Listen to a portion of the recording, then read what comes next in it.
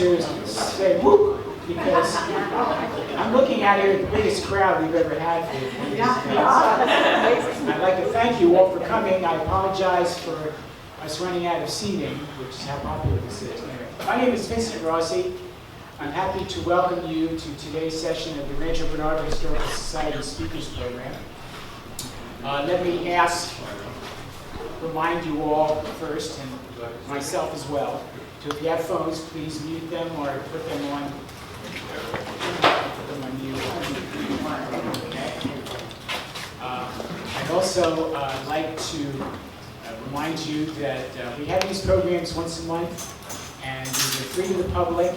And if you're not familiar with the Historical Society, there's some forms in the back to tell you about brochures, and if you'd like to look into membership to help us support our work in being able to provide programs for the public like this, we very much appreciate it. So please keep that in mind. Let me also just briefly say that our next program will be August the 11th, and the speaker will be Rodney Hubscher, Paleontology Services Manager of the San Diego Museum of Natural History Museum, speaking on recent fossil discoveries at the Silvergate development here in Rancho Bernardo. So we're looking at another aspect of the natural and earliest history of our community. And I'm very happy today to take a look at a really fundamental part of the history of this community. And our speaker is Greg Erickson. Greg has been the president of the San Diego Rock Art Association for the past 8 years. Prior to that, he was a professor of reproductive medicine at UCSD. Thank you, Greg. Let me just turn it over to him. Without further ado, Mr. Greg Erickson.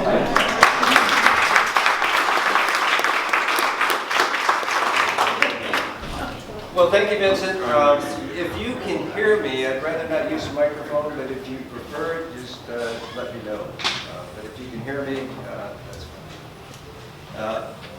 I am not a professional archaeologist. As Vincent said, my profession was a professor of reproductive medicine. I got a PhD in biology at UCSD. So I know a lot about biology, physiology, endocrinology, reproduction. But rock art is a passion of mine and has been ever since I was a graduate student. So with that said, what I'd like to do today is to introduce you to the world of Rancho Bernardo rock art. And I will focus my attention on 3 sites and show you what I have found using a new technology called D-Stretch. And then at the end, try to address a series of questions that I suspect will come to your minds as we go through this material. All right. But before I begin, I want to make absolutely certain that you understand why I think this is such an important topic for discussion. And this is a statement that was made by Ken Hedges, who's the world's authority on rock art in California, and wrote that Rancho Bernardo has some of the most unique and extraordinary rock art in North America. So it makes what I'm going to discuss today a highly significant and important topic. To make certain that you all understand what we're dealing with, a definition of rock art is listed here. It's a man-made image placed upon an immobile stone surface. There are 2 general classes of rock art for this discussion. One is a pictograph and the other is a petroglyph, both of which are present in Rancho Bernardo. Most will be painted pictographs, but you will see an example of a carved or pecked image, a petroglyph, with some copules. And almost all the paintings in Rancho Bernardo are red, and they're done with red iron oxide mixed probably with some sort of pigment that we don't know. You'll see one panel in Vetus pintatus that is painted with black and white. And the black would be manganese oxide or charcoal, and the white would be clay or chalk. Now, if we knew what binder might have been used to make these pigments, you could do radiocarbon dating and actually come up with a date of that particular pictograph that you're examining. But we'll discuss a little bit about that later. Now,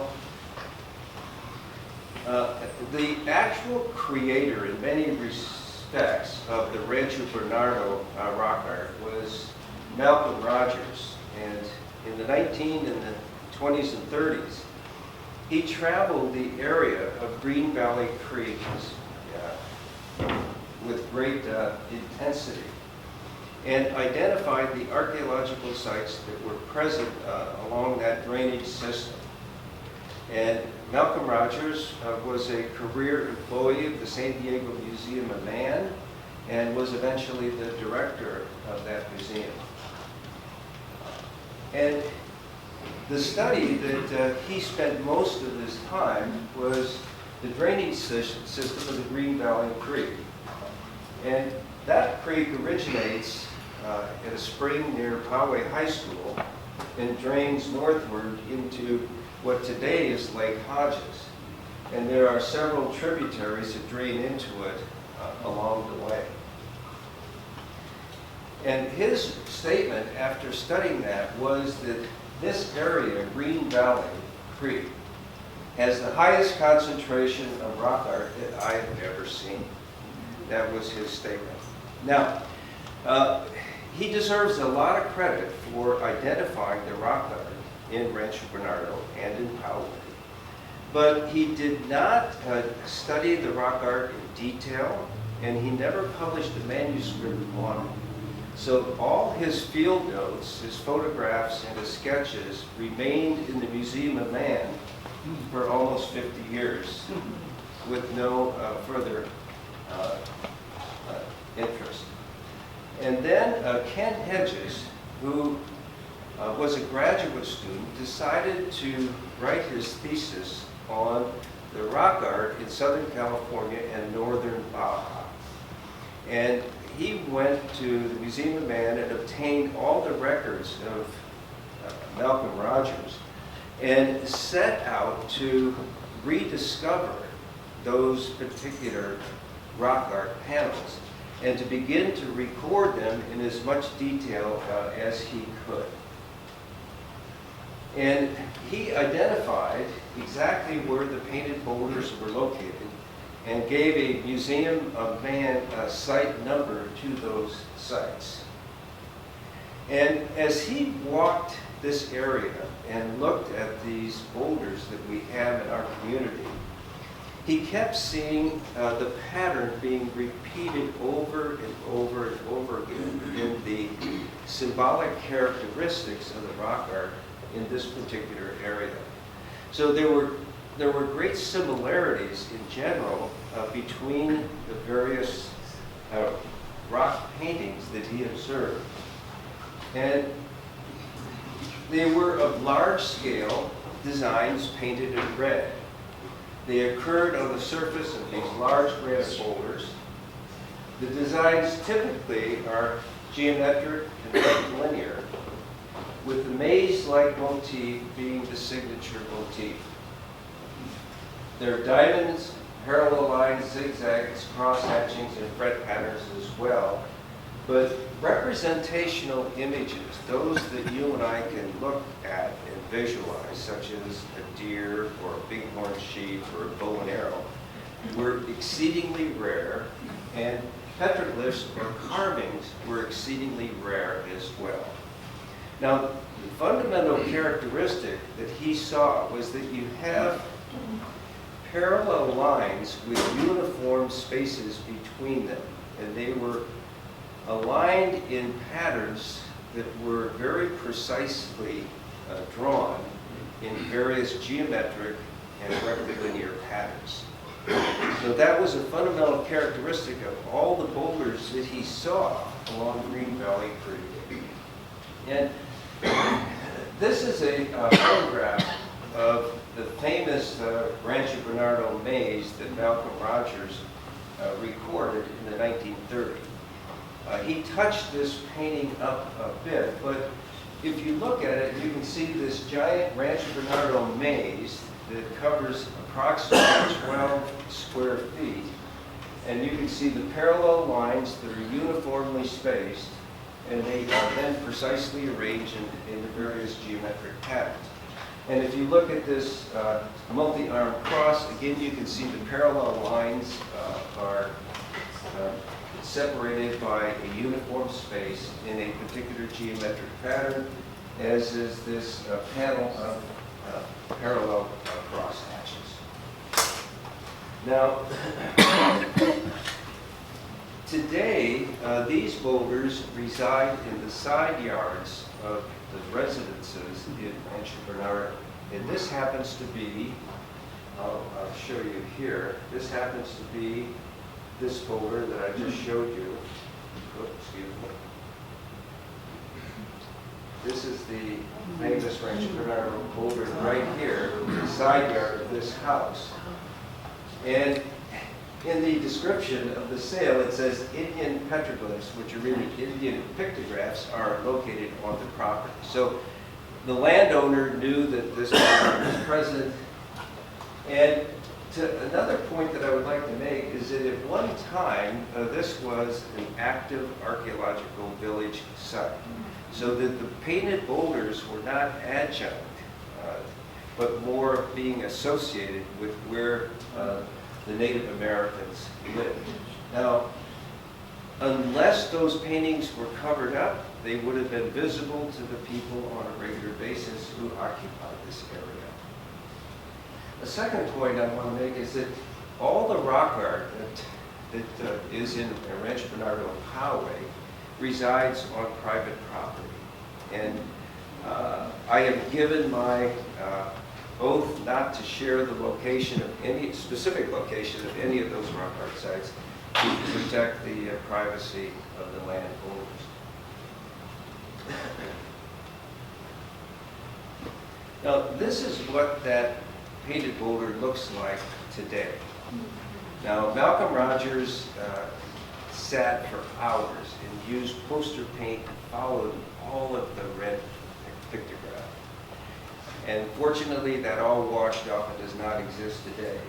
But the point to be made here is that, yes, you can see some red pigment, but you can't really visualize the nature of that particular design, simply because the rock art in Rancho Bernardo today is highly weathered and extremely difficult to visualize.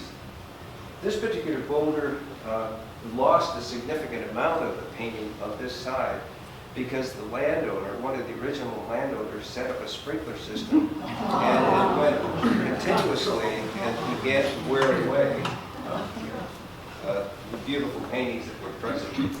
So, again, to restate the problem, the Rancho Bernardo images are highly weathered and almost impossible to visualize with the naked eye. And as such, the vast majority remain either unrecognized or poorly defined. Now, this is where a tremendous new technology came into play that allows us now to make a greater understanding of the nature of the rock art in Rancho Bernardo and other areas. It's called decorrelation stretch, D-stretch for short. And it's a digital imaging tool created for the enhancement of rock art images. And originally, that particular software was used by NASA to enhance the images that were coming back from the rover on Mars, so they could actually see additional information that was not readily visible to the naked eye. And the person that created this is John Harmon, who has a PhD in mathematics from Berkeley and has studied rock art for 25 years or more. And he took that program that NASA had and transformed it into D-Stretch, specifically to look at rock art for additional information. And today, you can get this software on your iPhone or your Android. And all you have to do is contact him at this website, and you will get it. I'm not an expert by any stretch of the imagination on D-Stretch, but to simplify it, I'll give you my best shot. White light is composed of these wavelengths, color wavelengths: red, orange, yellow, green, blue, indigo, and violet. The wavelengths are highly correlated together. And if you decorrelate those and stretch them, you can actually then get more contrast and enhance any given wavelength that your algorithm allows you to examine. And your digital camera contains pixels that have capability of recognizing electronically red, green, and blue.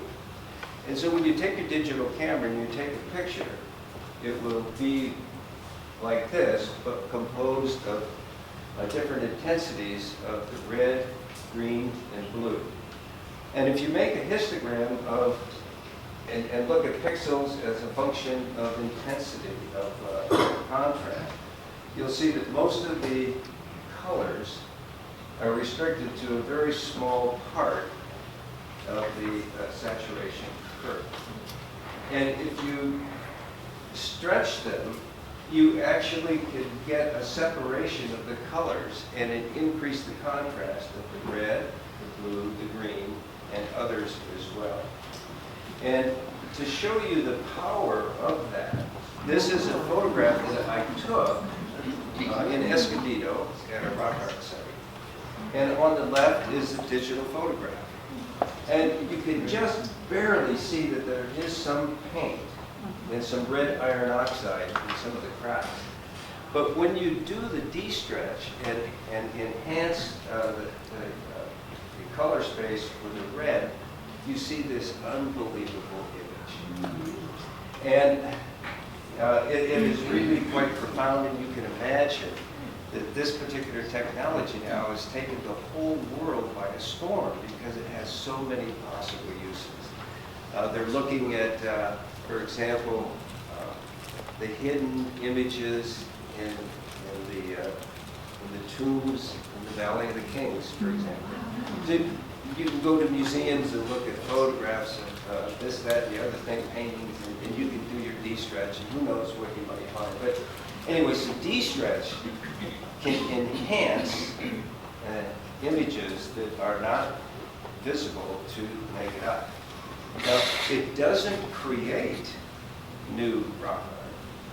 When the Native Americans painted these boulders, the pigment went into the, I call them interstices of the rocks by capillary action. So as a lot of the pigment wears off, there's enough remaining in the interstices of the rock that you can visualize the image using the D-stretch. But if there is no rock art visible in D-stretch, it certainly tells you that most likely it does not exist.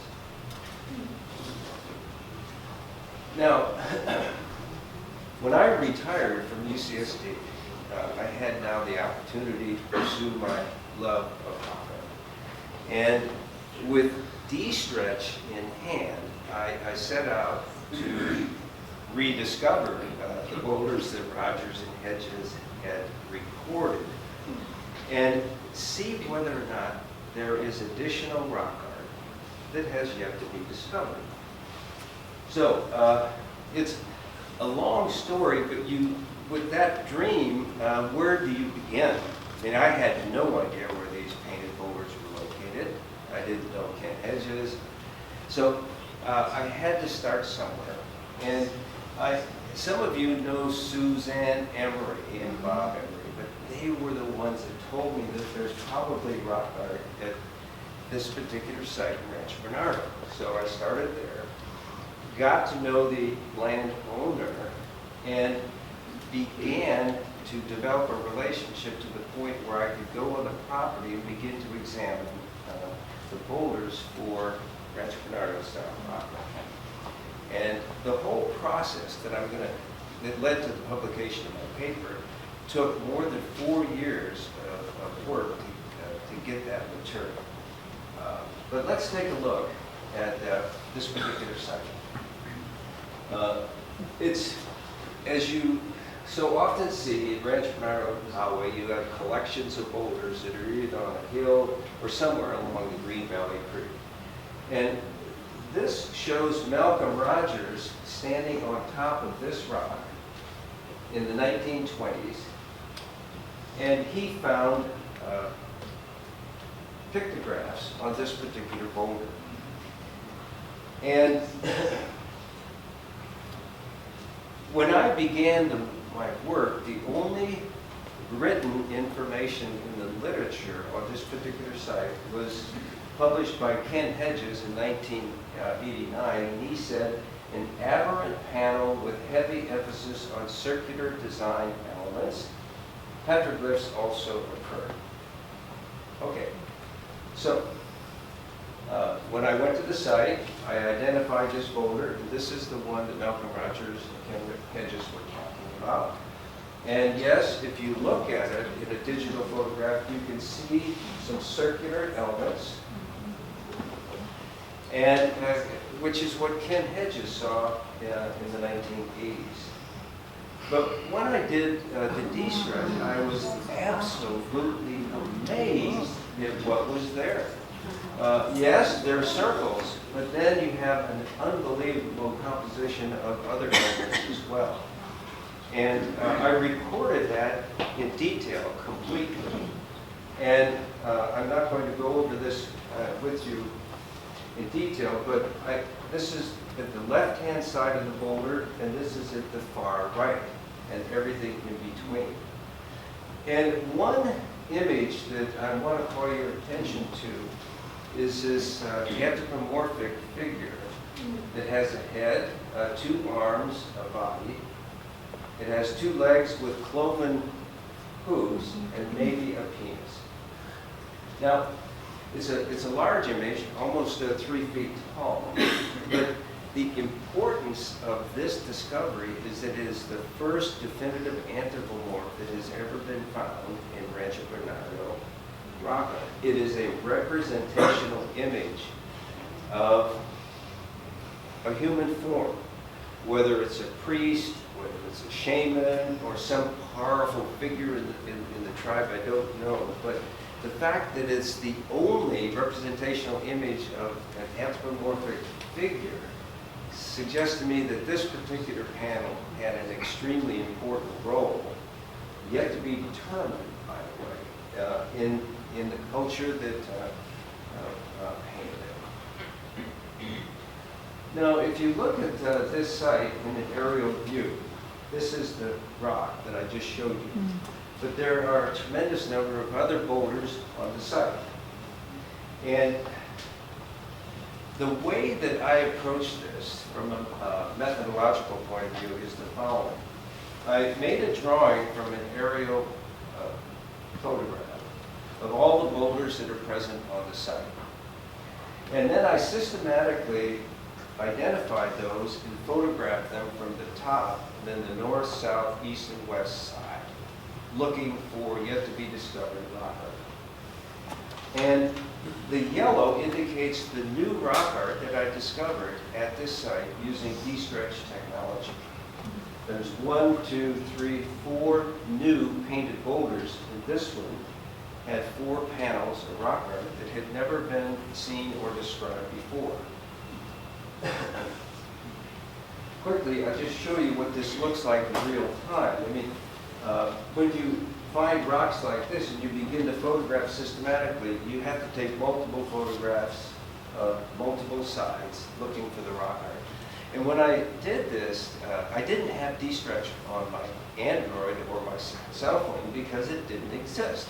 So I had to take my images down into my home computer, download them, and run them through the D-Stretch program to see if I found anything.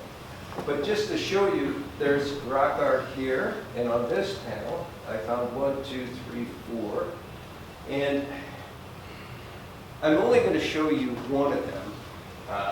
This is where Malcolm Rogers was standing when he got his picture taken in the 1930s. And right beneath him was this panel of rock art that he didn't see. And you have the classic parallel lines with uniform spaces in various geometric forms. So this study at this particular site for pictographs revealed a tremendous increase in the total amount of information about the Rancho Bernardo rock art that was present at this site. Now, Ken Hedges and Malcolm Rogers had identified a petroglyph containing boulder as well, and I found that, and this is what it looks like if you're standing in front of it. You'll see cupules, which are these small depressions, about 1 inch in diameter, maybe 1/2 inch deep, which I will say are the oldest known rock art in the world. Petroglyphs have been dated to 300,000 years old, so this height of rock art is really old. But if you look carefully here, you can see some carvings. And Malcolm Rogers and Ken Hedges had identified those, but had never recorded them. And I wanted to show you that D-Stretch, by virtue of its ability to enhance contrast, allows you to see the details of these carvings, and I've just drawn them here. You have a star, you have what looks like a bird with the head and the wings, and the left foot coming out into this area. The snakes and parallel lines in the city. So D-Stretch can be used to further understand rock carvings as well. And there are the cupules, and I think I counted 387 or thereabouts. There are a lot of them. And when I looked at them with D-Stretch, they appear to contain red pigment. And I found this grinding stone at the base, and I photographed it, and you can, and ran it through D-Stretch, and you can see the red ochre. So this, we'll call it a mono, was used to grind red pigment, and maybe in these particular cupules. Now, we don't know anything about the role of cupules in Rancho Bernardo, but in Northern California, there's a paper, an ethnographic paper that has linked cupules to fertility, and they call it baby rocks. And women were brought to these rocks, pigment was, or something was ground in the cupules, and then they were expected then to get pregnant and have a baby. So I have no idea if that was used here, but D-Stretch did reveal some kind of red pigment within the cupules. It made me wonder whether or not there's the element here. Now, we'll go to W22. 2027, which is a rock art site located on what you may know as Water Tank Hill in Rancho Bernardo. And this is an aerial view, and it shows the large number of boulders that are strewn on this hillside. And the rock art is located within the strewn boulder field. But today, that whole area is completely surrounded by homes, driveways, roads, etc. But Ken Hedges, when he recorded the rock art here, worked very hard with the city of San Diego to give this an easement so that this would never be developed or destroyed. And thus the rock art is preserved. Now, if you look at it from down below, the boulders that contain the pictographs are numbered. And the 1 through 11 were defined by Rogers and Hedges, and the ones that I discovered are 12 and 13, with some beautiful new rock art that no one had seen before on number 11. This particular site contains the highest concentration of rock art in Rancho Bernardo, and in my view, it contains the most spectacular and astonishing images that we know of in Rancho Bernardo style rock art. So I'm going to show you what I found on number 3, number 6, number 7, and number 11. Now, walking along, you come to a boulder that is exists as an independent entity, and you can't see anything. But when you do de-stretch, it suggested to me that there was an image. And then when I went home and looked at it carefully, I saw this magnificent 6-spoked wheel where you've got 3 concentric circles and lines in the center that are parallel lines that are uniformly spaced. So that is a classic Rancho Bernardo style. This is locus number 6. And this is a very large boulder. It slopes upward, which may have had something to do with why the Native Americans decided to paint this particular boulder with this particular image. But you see this absolutely extraordinary image of a Greek fret-like design that goes from near the bottom all the way to the very top. So you can actually start here, follow this image all the way up to the top, and then you go to the sky. If that had anything to do with the original painting, I can't tell you. But it's huge. It's 5.2 feet long, and it's composed of capital C's alternating left to right, all the way to the top, and then it's completely outlined by this meandering line in this beautiful image. It's gorgeous, and I think it is, in my view, one of the most extraordinary images that exist in this township in Rancho Bernardo. And it struck the San Diego Rock Art Association with such force that we made it our logo. So it is an incredibly beautiful and incredibly powerful image. Excuse me. Yes. The boulder number 3, the first one you showed us, how big was it? Number 3, it was about 1.5 feet in diameter. You're talking about the circle? Yeah. The first one, yeah, it looked like a small rock. It's a small rock, but the image is about, I think that the rock stands about this tall when it's about this big. Oh, okay. So it may have looked small, but in reality it was pretty big.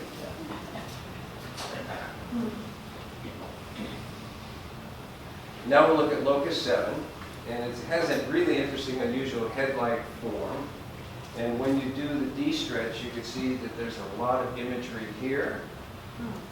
And there's paint in different positions on the rock as well, but you can't make out any details. It's so faded, so weathered. And it suggests that maybe this entire rock surface at one time was completely covered with paint. And you can see, if you look here, you can almost see another one, see it? So, de-stretch, where I've enhanced that, you begin to see these beautiful panels that exist. And not only was that beautiful fret I just showed you, and the circle, and this motif, extraordinarily beautiful, but they are one-of-a-kind motifs in the Rancho Bernardo style, extremely unique. These are beautifully done, and they are about 3 feet tall. And when you get over here, it gets a little bit weathered. It's really difficult to see, but there's a lot of imagery that exists as well. Does the color indicate a different pigment? No, it's the way I enhanced the image, because I was looking for data, so I enhanced it to the maximum so I could actually see what was there. but in reality, they're all red. And this is a huge boulder, Locus 11, where there's these 5 panels, and there are at least 3 or 4 on the backside that I can't show you here. But I'm going to show you what I discovered here that had not been known, and I think it's, again, beautiful. You get this twin image where you've got your 3 parallel lines that flare out into concentric circles, re-emerge as parallel lines, and you get concentric diamonds. And then there's a line that goes all the way to the bottom. So again, a magnificent drawing, one of a kind motif. Now, this is the last site in Rancho Bernardo, and it's called Peter's Pintadas. And I think most of you have heard of that site, Peter's Pintadas, maybe even have been to it. This is a picture of Malcolm Rogers in the 1920s and 30s when he actually explored Peter's Pintadas. And he found 7 boulders that were painted. I show 6 here, and there's one over here. So there he is amongst these clusters of boulders. And Ken Hedges went out in the 70s, and in addition to the 7 boulders that Malcolm Rogers had discovered, Ken Hedges identified another one that had some very interesting paintings. And using D-stretch, we found 4 additional painted boulders that had not been identified. Here you can see the beautiful waterfall. Many of you have probably walked this trail. And here's the pond, and the trail goes around this backside. Now, you can't go on this property legally. It is basically, the land is under the control, I think, of the San Diego Municipal Water District, because the water that drains from Green Valley Creek goes into Lake Hodges, which provides drinking water for San Diego residents. And this land is also monitored and controlled by the San Pasqual Band of Kumeyaay Indians. And I won't have time to go in here, but there has been tremendous vandalism in this site. And the San Diego Rocker Association has played a huge role in removing it. But so there are signs that says no trespassing, $10,000 fine, there are cameras out there, etc. So again, it's land that contains Rancho Bernardo rock art, but is not open to the public for viewing. This is perhaps the most important painted boulder at Peter's Pintadas, and it's called here Locus 3. Ken Hedges, when he went out there, he was asked to record the rock art at the site. At the time, they were getting ready to develop the Westwood area with homes and other roads and driveways, etc. So he went out there with his wife, and they recorded the rock art at Peter's Pintadas.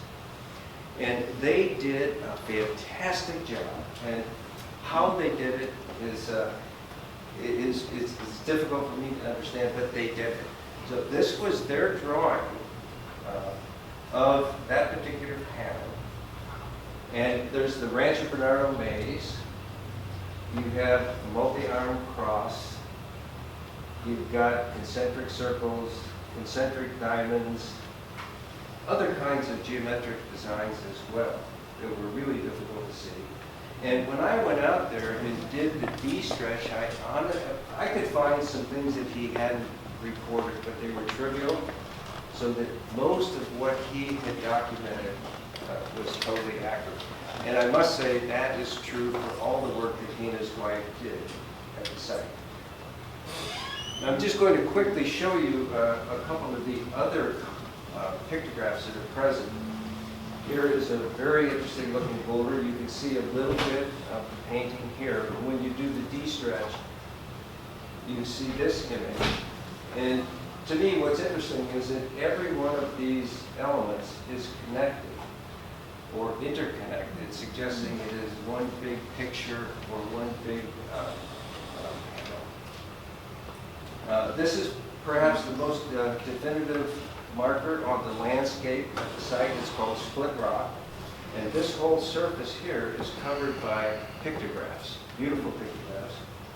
And I'll show you what I found using D-stretch.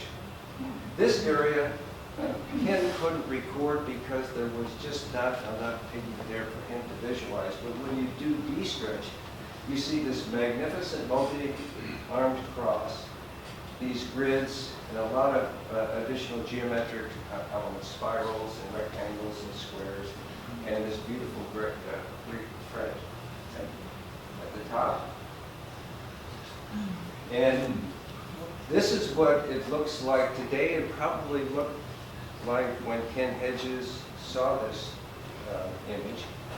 And D-stretch simply confirmed what he had in his drawing, except if you look at this Rancho Bernardo maze, you see an embedded spiral, which I thought was very, very interesting, suggesting that the maze might have, in some cases, connections to maybe a celestial sort of element, who knows. And these are the sites that D-stretch allowed us to discover. And I'm just going to show you this one that Malcolm Rogers and Ken Hedges did not see. And it is a beautiful concentric diamond. Now, I want to call your attention to the picture on the left. I took this in the 1990s with slide film. And you can use slide film and you employ D-stretch on it. So if you have old slides, you can actually then look for hidden images in them using the D-stretch technology, which I thought was quite interesting.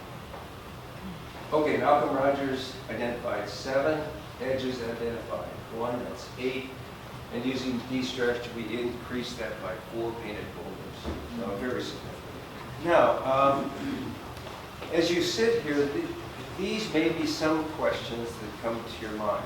Who were the painters? How old is the rock art? What might it mean? And what does the rock art tell us about the culture that produced it? Now, in a broad sense, I think we can say that the definitive answers to these questions cannot be provided because the culture that made the Rancho Bernardo paintings left us no literature. They didn't tell us anything about why the paintings were done at any level. So definitive information is impossible because even in the ethnographic record, the discussion of the paintings was not brought about. So we cannot answer these questions in any definitive ways, but we can provide some information that individuals who are scholars in the field have concluded. The largest concentration of Rancho Bernardo style paintings reside in Rancho Bernardo, let's say along the Green Valley Creek. And the historic ethnographic evidence would indicate that those paintings are located within the boundaries of the Kumeyaay or Northern Dueño Indians. So the conclusion that has been reached by scholars is that the paintings in Rancho Bernardo were done by native Kumeyaay people. Now, how old is the rock art? No one has ever used a scientific method to try to date the rock art. If there is binder in the pigment, then theoretically some could be removed and you could use radiocarbon dating to determine an approximate age.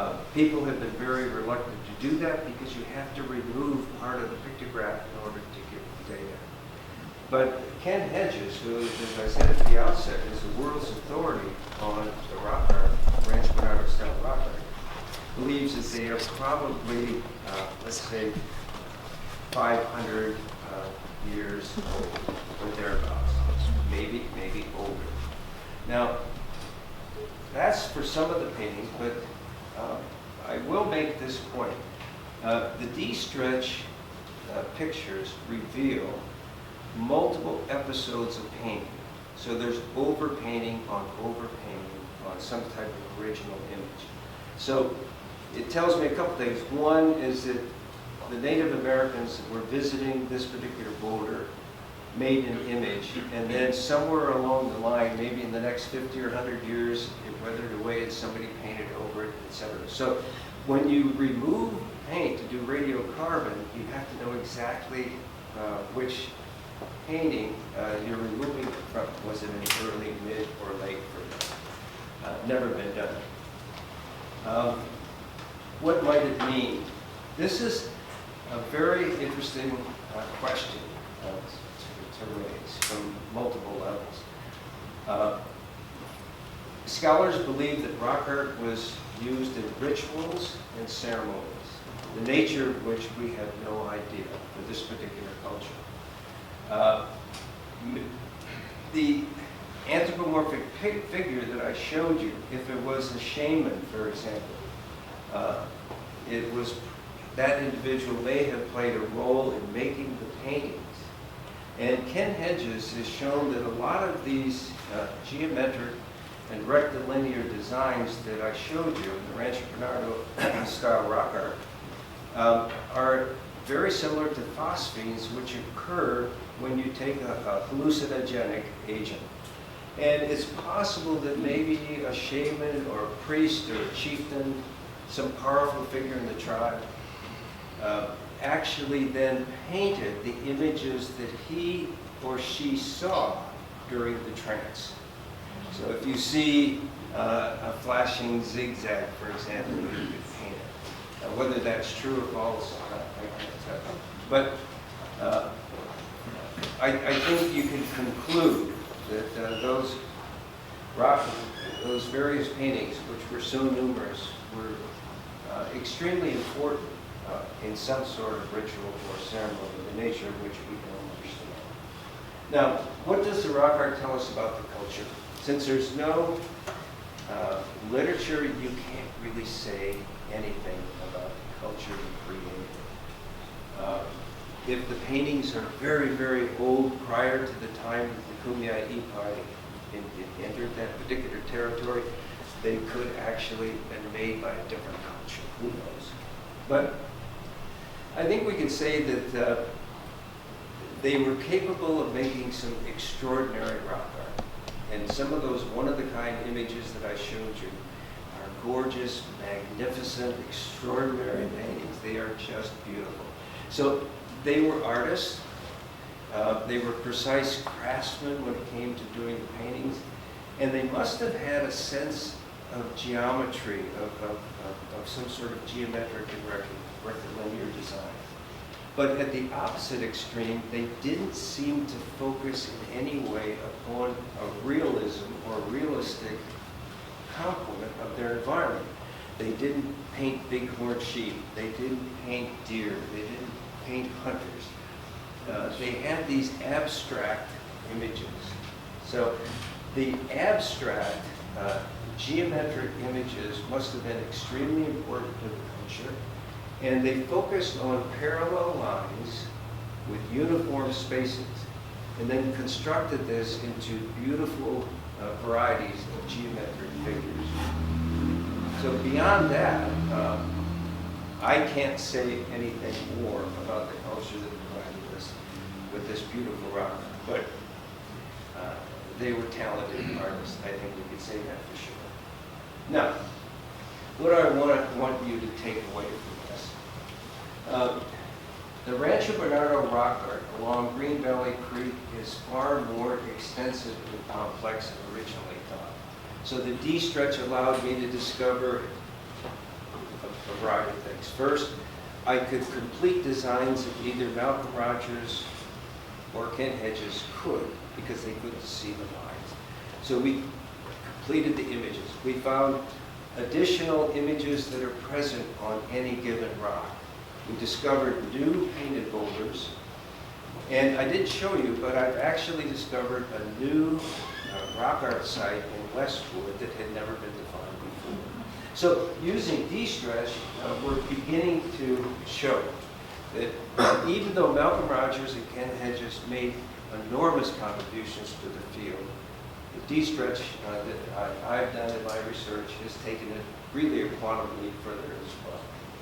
And in so doing, you discover a stunning array of new one-of-a-kind motifs that are both fascinating and important to expanding our understanding of the Rancho Bernardo style rock art. So that's kind of the takeaway. And I'd like to end by coming back to why I think this is an important topic. And Rancho Bernardo and Poway have some of the most unique and extraordinary rock art in North America. And, you know, Ken Hedges has taken this Rancho Bernardo style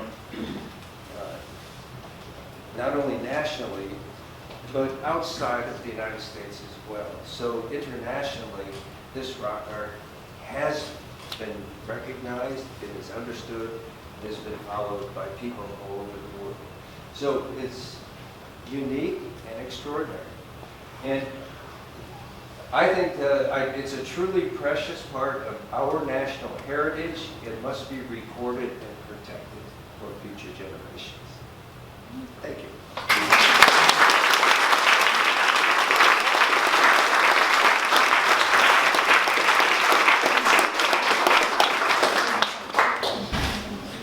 Yes. I researched an article in the 1960s about pictographs, and one of my resources was in, I think it was Travel Topics, which is a precursor to West Place, called Hurricane or Poway Universal. Yes, done. Okay. Yes, and she's talking about an article that was written by Don Ford, the automobile. It was, I think it was called Travel Topics. Travel West Topics. Place for the automobile. And he went out and actually began to provide information on a couple of these boulders. I can't remember exactly when that was done, but what, in the 50s, I think it was 60s? 30s. 30s? I was researching it in the 60s, it was old then. It was old then. And he said that, or at least he alluded to the fact in that article that there was probably a single person that did the paintings that we find in Rancho Bernardo, because they were so similar. Whether that's true or false, I can't tell you, but that was his idea. Yeah. Yes. On like a city level, so we're from Poway, and Suzanne Emery and Bob Emery already did a great start for kind of preserving some of the Kumei in our Yes. city. We have a lot of development that's coming up on our docket, and some of it is up near like Van Dam Peak, and there's a rumor that there was like a cave back there that we don't. What I'm trying to get at is how do we protect it, but also like what's the proper way? Like should we identify it? Should we not identify it? Just hope no one finds it. Like what would be the right way to protect? Well, you know, I think Ken Hedges did it the right way. If you're going to do any development, you have to get an environmental impact study done. And that includes information in the ground as well as in the landscape. And so you bring somebody in that has those skills to identify, let's say, rock art, Yeah. petroglyphs, cupules, pictographs. Should we add that they use D-stretch? And yes, yes. Okay, yes. okay. I think Make it's, that I think it is mandatory. really important. Yeah. Okay. Because if you can't see it, it doesn't mean at one time it wasn't there, Right. but you can conclude that it is no longer visible, no longer present. But if it turns out that if they put shovels in the ground and they begin to find, let's say, burials, or begin to find all kinds of artifacts and debitage, and then there's some indication of a painted boulder, that's really an important piece of information. I think it would be prudent to consider D-stretch technology, if indeed there's evidence of an archaeological site. Okay. Yes? I'm not sure where W2031 is, if that's in RV or if that's in Poway. 2031 is in Poway. I grew up on property that was on Willow Run, but the vast majority of the property went over the hill and down to the front of the creek. mutates and a bunch of pottery shards I found there as a kid and as an adult living there in the 90s. Are you open to, possibly huge rocks on that property and adjoining property? I would be delighted Okay. to come and visit and to photograph and see. Right now, I believe the property is owned by a lawyer, at least last I knew. I'm busy. They have allowed me back onto the property. It's been quite a few years, and it's really tear-jerking for me to go there. Right. But if you get permission and he or she agrees, That's somebody you could get the ownership of the tax records in my law. I know that's. Driving up the driveway is so much easier. Were, a couple questions, were any of the surfaces prepared before the paintings? And was there any orientation for the paintings, north, south, east, or west? yes, in the majority, well, the second question first, the majority of paintings face southeast. A few east and a very few north, and a very few south. So most of them face, I guess, towards Mount Woodson in that area. And Mount Woodson was considered, according to Ken Hedges, a sacred mountain where if there was a conflict, the shamans would go up and try to resolve it.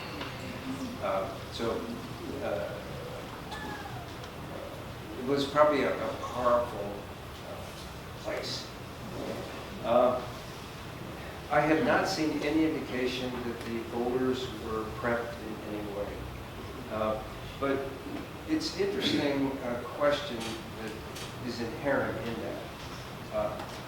The W2027, the water tank site that I showed you had those magnificent paintings, had 200, I examined 200 boulders. And it took me, 4 years to complete it. But as I did that, I said to myself, why did they choose to paint this boulder, not the one next to it? And rocks were extremely important, and in the Kumeyaay mythology or beliefs, the rocks were created by the Creator. And so at the very beginning, the rocks turned out to be an incredibly important part of their past. So that's what I like to say. Yeah. I'm just wondering why they're just geometric things instead of, animals and things like Mesa Verde, it's just so different of the cliff dwellings in Colorado Springs or Manitou. Are other tribes doing this kind of stuff, or are they the only ones? Using these parallel lines with uniform spaces and precise geometric forms is unique to Rancho Bernardo style rock art, but not in this form. And I'm talking about pictures of animals. yes, I don't know, because if you go just a little bit up in Riverside County or just south of the San Diego River, you see a tremendous emphasis on representational images. So in Southern California, there were cultures that focused on representational images, but this particular culture did not. Why? I can't tell you. Have you done any research on some of the other ones? Ken Hedges has, I have not. And Ken Hedges and Steve Furs are the world's authority on the additional rock art, but I didn't have time to go through. Yes. Sticking with that concept, I noticed some diamonds that were Yes. parallel. Would they be representative of diamondback rattlesnakes? In the San Luis Rey style in Riverside, the diamonds were thought to represent rattlesnakes. And it was part of the puberty ceremony where you would try to instill the fear of breaking the ethics and the rules of the tribe. The rattlesnake will kill you, for example. But when you get here, there's no ethnographic literature and there's nothing known. So I can't say, but my gut feeling, it makes sense. They could have represented the arsenic. Yes? Where did they get the pigment? I don't know where they get the iron oxide. I really don't. I'm sure that information is available. I just don't know. Sorry. Yes? For kind of amateur pictograph hunters, now if people are interested, there's a lot of rocks in the area. How prevalent is iron oxide on rocks? So if you see some iron oxide splotches, you don't unnecessarily lead yourself to believe that there are pictographs present. How easy is D-stretch interface to use? Is it simple D-stretch stretch is or is it? very, very easy. Okay. If you have an Android or an iPhone, you can get it. And it's very simple, and the directions that John Harmon gives you are easy to follow, and you will find it very easy to use.